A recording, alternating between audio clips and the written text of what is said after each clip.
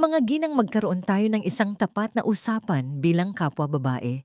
Ito ay tungkol sa isang bagay na madalas nating iniisip, ngunit madalas na itinatago sa dilim, lalo na habang tayo ay nagkakaedad.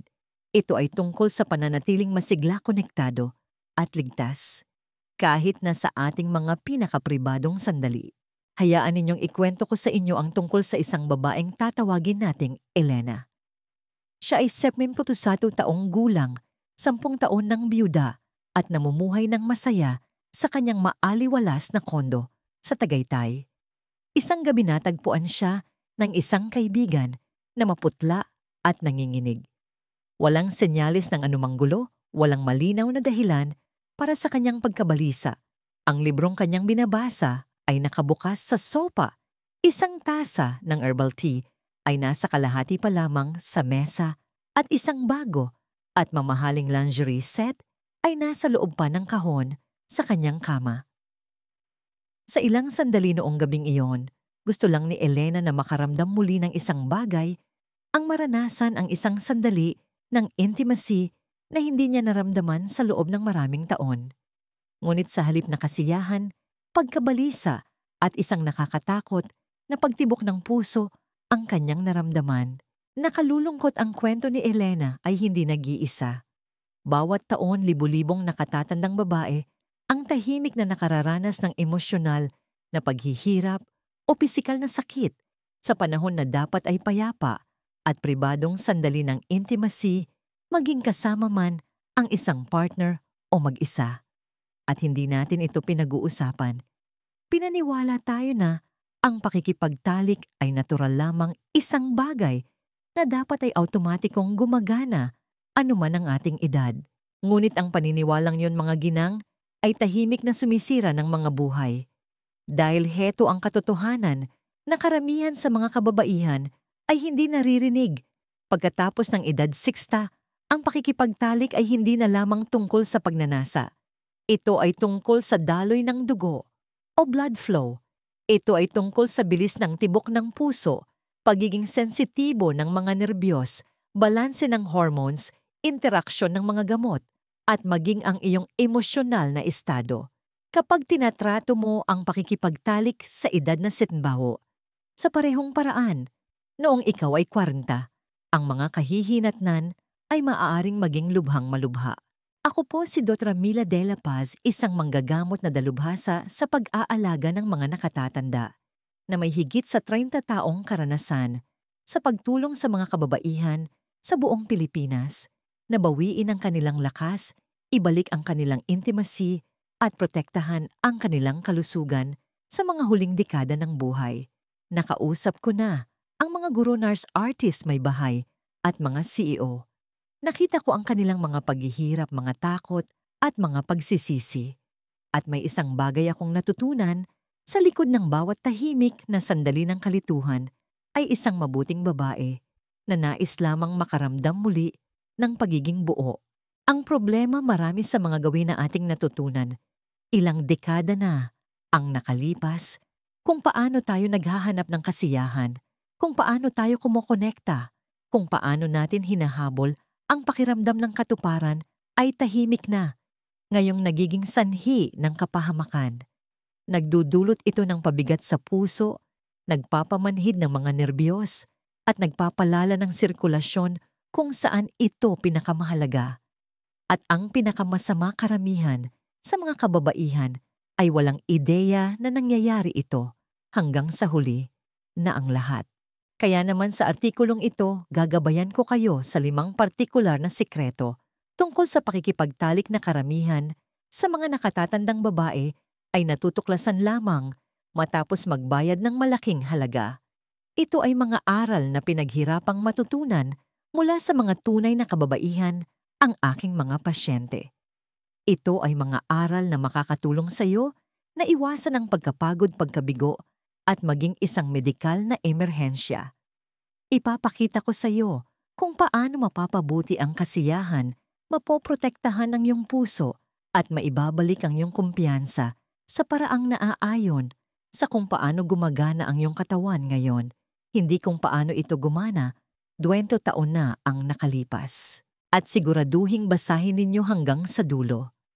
Ang huling sikreto na ibabahagi ko ay ang isa na nakapagligtas ng pinakamaraming buhay. Ito ay isang simpleng pagbabago sa oras, isang pagbabago lamang sa kung kailan ka nakikipagtalik na maaaring makabawas ng malaki sa stress sa iyong katawan habang pinapataas ang kasiyahan. Karamihan sa mga babae ay hindi ito naririnig at kahit karamihan sa mga doktor ay bihirang banggitin ito, ngunit maaaring ito ang pagkakaiba sa pagitan ng pagkapagod at lakas, sa pagitan ng pagkabigo at kalayaan. Magsimula tayo sa una at marahil ang pinakamapanganib na napapabayaan na pagkakamali na ginagawa ng mga nakatatandang babae ngayon, madalas nang hindi nila namamalayan. Sikreto number 1. Ang iyong sex life ang unang sistema ng babala ng iyong katawan. Karamihan sa mga nakatatandang babae ay walang ideya na ang kanilang intimate life ay madalas na unang bintana sa kanilang pangkalahatang kalusugan, hindi ang huli. May mga pasyente ako na nasa huling bahagi ng kanilang 60s, kahit na 70s na lumalapit sa akin na nahihiya sa kanilang nagbabagong katawan. Ibubulong nila ang mga bagay tulad ng, "Dok, siguro dahil lang sa edad ko?" O, "Parang ang tuyo at hindi na komportable ngayon." Ang hindi nila napagtatanto ay ang clitoris at mga tissue sa ari ay hindi lamang para sa pakikipagtalik. Ang mga ito ay vascular. Ang mga ito ay lubos na umaasa sa malusog na daloy ng dugo. Kapag ang daloy ng dugo na yon ay nagsimulang bumagal o humina, ang pelvic region ang unang bahagi ng katawan na nakakaalam. Bakit? Dahil ang mga daluyan ng dugo doon ay kabilang sa pinakamaliit at pinakasensitibo sa buong katawan. Nangangahulugan yon na kahit bahagyang pagbara, paninigas o pagdami ng plaque ay maaring agad na makaapekto sa arousal at lubrication, madalas mga taon, bago lumitaw ang mas malubhang sintomas sa puso o utak. Ngunit heto ang nakakadurog ng puso. Karamihan sa mga kababaihan ay hindi nagkokonekta ng mga ito. Iniisip nilang menopause lang ito, sinisisi ang kanilang mga katawan, o mas masahol pa, wala silang ginagawa. At hindi nila ito kasalanan. Walang nagsabi sa kanila na ang sexual function pagkatapos ng 60 ay direktang nakaugnay sa kalusugan ng puso at mga ugat. Walang nagpaliwanag na ang panunuyo ng ari o pagbaba ng sensasyon ay maaaring ang pinakaunang senyales ng alta presyon, pre-diabetes o maagang yugto ng sakit sa puso. Sa halip sila ay tahimik na nagdurusa, iniisip na ito ay kahiya-hiya o hindi na malulunasan. Maaari silang sumubok ng mga over-the-counter na cream upang ayusin ang sintomas. Hindi alam na ang kanilang sirkulasyon ang tunay na nangangailangan ng paggaling, hindi lamang ang kanilang lokal na mga tissue. Naaalala ko ang isang babaeng nagngangalang Susan. Siya ay 71, isang masigla at aktibong babae na naghahardin ng maraming oras. Ngunit ang kanyang intimate life ay naging isang pinagmumula ng discomfort at pagkabigo na yumanig sa kanyang kumpiyansa. Pumunta siya sa akin para sa pangalawang opinyon matapos siyang bigyan lamang ng lubricant ng kanyang gynecologist. Ang natuklasan namin ay ikinagulat niya malaking paninikip ng ugat, hindi lamang sa kanyang pelvic region, kundi pati na rin sa kanyang puso. Ang nawawalang sensasyon at panunuyo, iyon pala ang tanging babala na ibinibigay sa kanya. Sinimulan namin siya sa isang plano na nakatuon sa sirkulasyon. Bumaba ang kanyang presyon, tumaas ang kanyang enerhiya, at bumalik ang kanyang kumpiyansa. At oo, bumalik ang kanyang intimate life na mas komportable at kasiya siya kaysa dati. Ang katotohanan ng iyong kalusugang sexual ay madalas na pinakamaagang sistema ng babala ng iyong katawan. Kung babaliwalain mo ito, maaaring binabaliwala mo ang isang bagyo na namumuo sa ilalim. Ngunit sa sandaling maunawaan mo ang koneksyon na ito, sa sandaling makita mo na ang kalusugang sexual ay kalusugan ng mga ugat, titigil ka sa pagkahiya at magsisimula kang makaramdam ng kapangyarihan. At kung pag-uusapan ang kapangyarihan, may isa pang nakatagong panganib na hindi napapansin ng mga nakatatandang babae. Ito ay isang bagay na karamihan ay hindi iniisip hanggang sa huli na ang lahat kung paano ang mga mismong posisyon na ginagamit nila sa panahon ng intimacy ay maaaring maglagay sa kanilang mga balakang gulugod at kaligtasan sa malubhang panganib. Sikreto ba ito? Ang dating natural ay maaari nang maging mapanganib. Hayaan ninyong ipaliwanag ko. Karamihan sa mga nakatatandang babae ay hindi nag-iisip ng 2 beses tungkol sa kung paano nila ipinoposisyon ang kanilang mga katawan sa panahon ng intimacy. Pagkatapos ng lahat, ito ay mga galaw na dati nilang ginagawa ng madali ng walang pag-aalinlangan marahil kahit na may atletikong kagandahan. Ngunit ang hindi nila napagtatanto ay ang dating natural at walang hirap sa kanilang 30s o 40s ay maaaring maging mapanganib sa pisikal pagkatapos ng 60. Ang dahilan kung bakit hindi ito alam ng karamihan sa mga kababaihan ay simple walang sinuman ang nagbabala sa kanila. Ang edukasyon sa sex ay humihinto para sa karamihan sa atin sa ating mga kabataan. Walang mga handbook para sa pagtanda ng may intimacy. Bihirang banggitin ito ng mga doktor at bihirang magtanong ang mga kababaihan. Kaya inaakala na lang nila na walang nagbago hanggang sa isang araw may bumigay. Hindi ko malilimutan ang isa sa aking mga pasyente, si Gracia, na 53 taong gulang. Kakakasal lang niya ulit at puno ng kagalakan at pag-asa. Gusto niyang maging perpekto ang lahat. Ngunit sa isang sandali ng pagsasama, habang sinusubukan ng isang posisyon na naglalagay ng presyon sa kanyang balakang, nakaramdam siya ng isang matalim at nakakapasong sakit.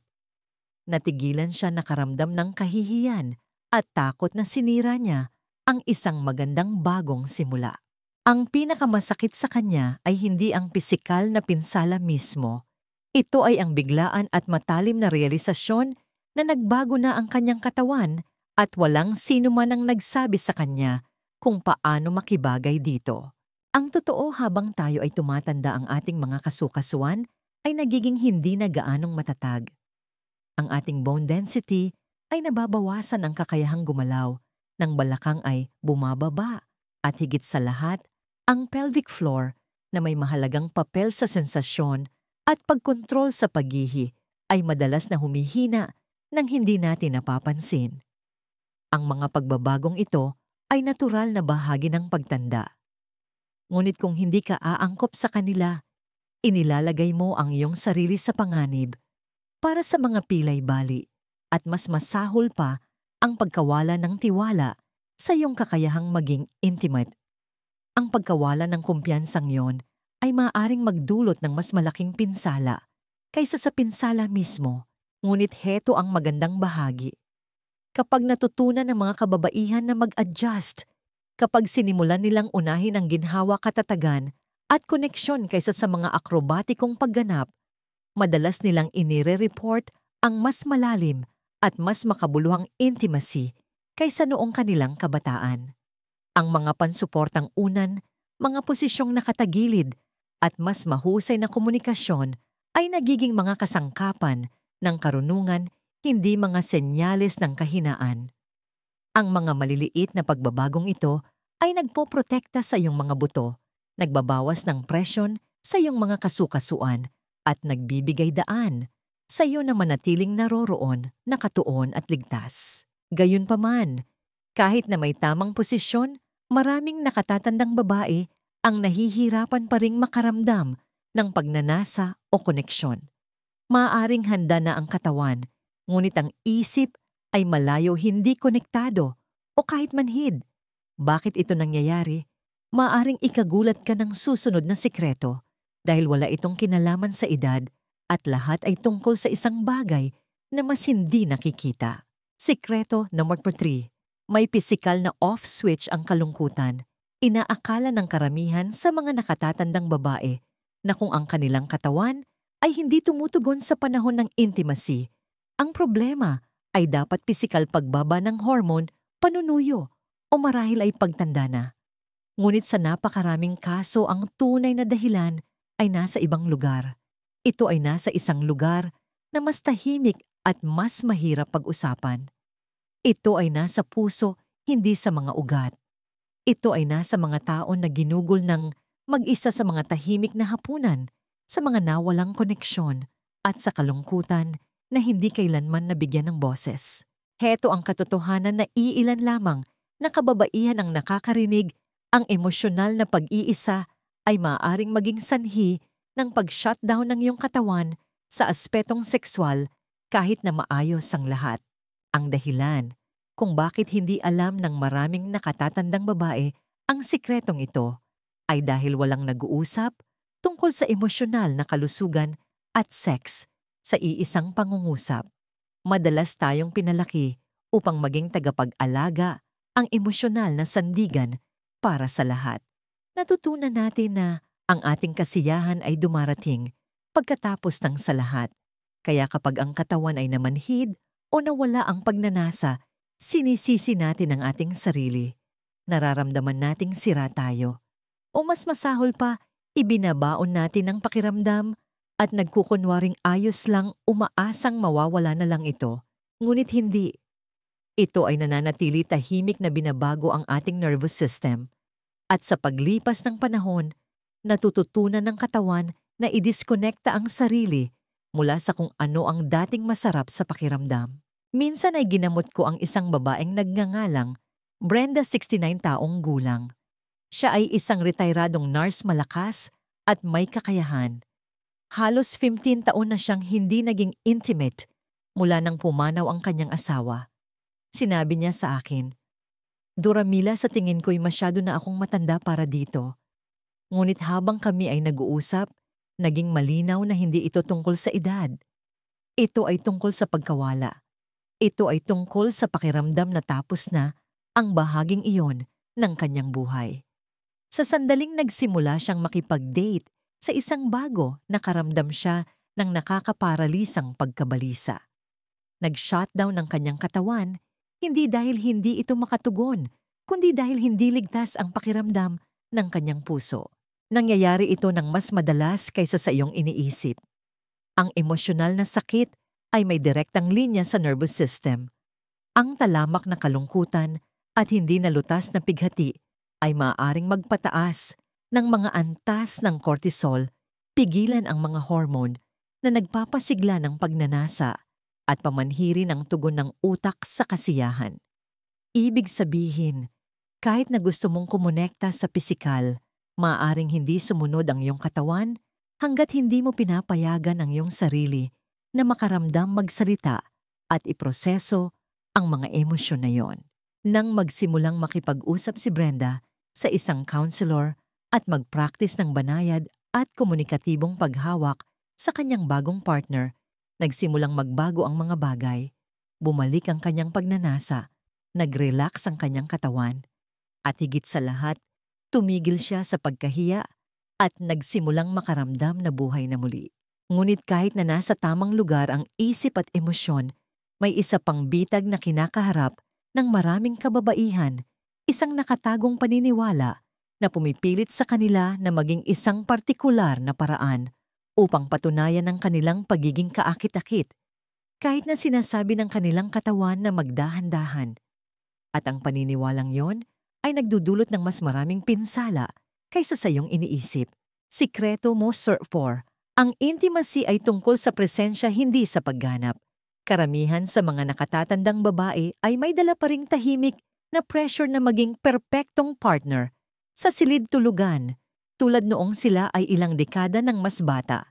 Ito ay isang hindi nakikitang bigat na bihirang pag-usapan, ngunit nakikita ko ito sa mga mata ng aking mga pasyente na bumubulong, "Ang tagal bago ako ma-arouse?" O pakiramdam ko ay binibigo ko siya kung hindi ako nagkakaroon ng orgasm. Ang mga babaeng ito ay hindi mahina, hindi sila sira. Sila ay natigil lamang sa isang makalumang paniniwala na ang intimacy ay katumbas ng performance. Naniniwala sila na kung hindi ka agad tumutugon, nagkakaroon ng orgasm sa bawat pagkakataon o mukhang katulad noong 30 ka, ikaw ay nabibigo. Nakalulungkot, walang sino man ang nagsabi sa kanila na pagkatapos ng 60 nagbabago ang mga patakaran ng laro. At kung hindi mo bibitawan ang pressure na yon, maaari nitong tahimik na sirain ang mismong koneksyon na sinusubukan mong protektahan. Bakit hindi alam ng karamihan sa mga kababaihan ang sikretong ito? Dahil hindi sila binigyan ng pahintulot ng mundo na mag-isip ng iba. Mula noong bata pa tayo itinuro sa atin na ang sex ay tungkol sa pagiging kaakit-akit matugunin at pagbibigay kasiyahan sa ating partner.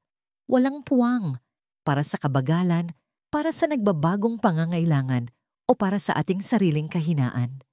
Kaya kapag nagsimulang magbago ang katawan ng isang babae, kapag ang arousal ay medyo mas matagal o ang orgasm ay iba na ang pakiramdam, hindi siya nagtatanong, sinisisi niya ang kanyang sarili. Maaari siyang magpanggap na tumugon o mas masahol pa lumalayo siya sa intimacy nang tuluyan iniisip na mas madaling maglaho kaysa makabigo. Naaalala ko ang isang babaeng nagngangalang Carol.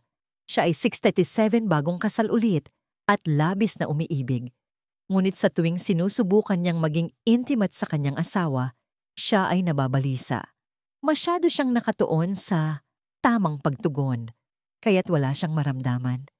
At kapag hindi nangyari ang mga bagay ayon sa plano, nagsasara siya. Nagsimula ito sa pagkabigo, naging kahihiyan, at sa huli pag-iwas. Nang sa wakas ay nagpunta siya sa akin, sinabi niya, pakiramdam ko binibigo ko siya. Ngunit ang tinulungan kong maunawaan niya ay ito ang pakikipagtalik ay hindi tungkol sa pagpapatunay ng kahit ano. Ito ay tungkol sa presensya o pagiging naroroon.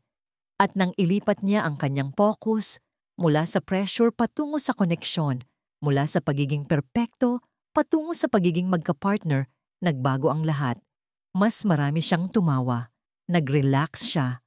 Ang pisikal na chemistry ay bumalik na mas malakas kaysa dati dahil ito ay binuo sa tiwala, hindi sa tensyon. Iyan ang aral na kailangang marinig ng napakaraming kababaihan. Pagkatapos ng 6'2", ang pinakadakilang regalong maibibigay mo sa intimacy ay hindi performance. Ito ay pagiging totoo. Ito ay ang pagiging totoo, pagiging naroroon, pagbitaw sa pressure at pagpayag na natural na umusbong ang isang koneksyon. Dahil doon, nananahan ang tunay na kumpiyansa, hindi sa kontrol, kundi sa koneksyon. At kung sa tingin mo ay sapat na ang tamang pag-iisip, hayaan ninyong ibahagi ko ang isa pang sikreto, isa na mas pisikal kaysa emosyonal. Ito ay isang bagay na karamihan sa mga nakatatandang babae ay hindi man lang isinasaalang-alang ang eksaktong oras ng araw na pinipili ninyong maging intimate at kung paanong ang simpleng detalyeng iyon ay maaring literal na magligtas ng iyong buhay. Sikreto, may schedule ang iyong katawan. Dapat kasama. Dito ang intimacy. Ito ang sikretong binanggit ko sa pinakaunang bahagi, ang isa na nakatulong sa ilan sa aking mga pasyente. Hindi lamang nabuhayin muli ang kanilang sex life, kundi pati na rin protektahan ang kanilang mga puso. Ngunit kakatwa ito ang sikretong hindi naririnig ng karamihan sa mga nakatatandang babae. Bakit? Dahil nasanay tayo na isipin na ang intimacy ay dapat mangyari tuwing may gana, lalo na sa gabi, kapag tahimik na, tapos na ang araw at sa wakas ay may oras na tayo. Ngunit para sa mga babaeng higit sa 60, ang maginhawang oras na yon ay maaaring direktang sumasalungat sa natural na ritmo ng iyong katawan at maaari ka pang malagay sa panganib. Karamihan sa mga babaeng ginagamot ko ay walang ideya na ang iyong katawan ay sumusunod sa isang natatanging hormonal at cardiovascular na ritmo sa buong araw. Para sa maraming kababaihan, ang enerhiya at mahahalagang hormones ay mas mataas sa umaga. Nangangahulugan ito na ang iyong natural na arousal stamina at pisikal na tugon ay mas malakas sa mga oras na yon. Kasabay nito ang iyong presyon ng dugo at sirkulasyon ay mas matatag din at ang iyong nervous system ay mas alerto. Ngunit sa gabi, lalo na pagkatapos ng mahabang araw, isang busog na pagkain, isang baso ng alak o mga gamot sa gabi, ang katawan ay pumapasok sa isang mas mabagal at mas marupok na estado. Bumaba ang iyong reaction time, maaring bumaba ang iyong presyon, At para sa mga babaeng umiinom ng gamot sa puso o alta presyon, ang hindi pagkakatugmang ito sa oras ay maaaring maging partikular na mapanganib. Naaalala ko ang isang pasyente, si Patricia, 76, na laging pinahahalagahan ang romansa sa gabi. Sa loob ng mga dekada, iniuugnay niya ang intimacy sa pagtatapos ng araw. Ngunit pagkatapos ng isang partikular na masidhing gabi, kasama ang kanyang partner, bigla siyang nahilo at kinapos ng hininga at napunta sa emergency room.